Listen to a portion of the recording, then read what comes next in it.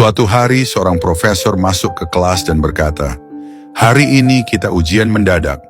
Mahasiswa langsung tegang. Kertas soal dibagikan satu persatu. Profesor berkata, "Jangan dibalik sebelum semuanya dapat." Saat semua sudah memegang kertas, profesor berkata, "Sekarang balik."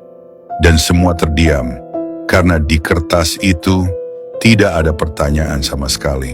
Hanya satu titik hitam kecil di tengah halaman putih.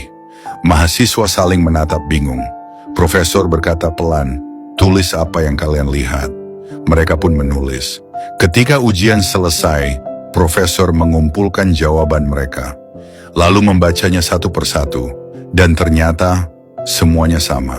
Mereka menulis tentang titik hitam itu, tentang ukurannya, tentang letaknya, tentang maknanya.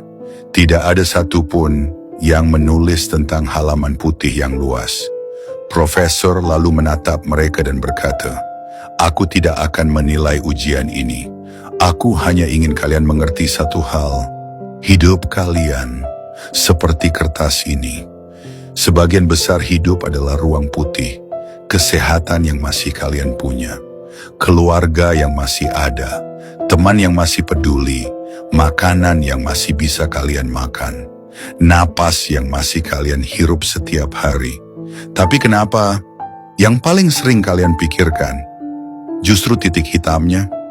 Kesalahan kecil, masalah kecil, kekurangan kecil, padahal titik hitam itu sangat kecil dibandingkan ruang putih yang kalian miliki." Profesor berkata lagi, "Masalah memang ada, tapi jangan biarkan masalah menutupi seluruh hidupmu. Karena semakin kamu fokus pada titik hitam, semakin kamu lupa bahwa hidupmu masih dipenuhi cahaya. Belajarlah bersyukur, belajarlah menikmati hal sederhana. Karena kebahagiaan bukan datang dari hidup yang sempurna, tapi dari hati yang bisa melihat bahwa masih banyak hal baik yang tersisa. Dan kadang, yang paling menyakitkan bukan kehilangan sesuatu, tapi menyadari bahwa selama ini kita tidak pernah menghargainya."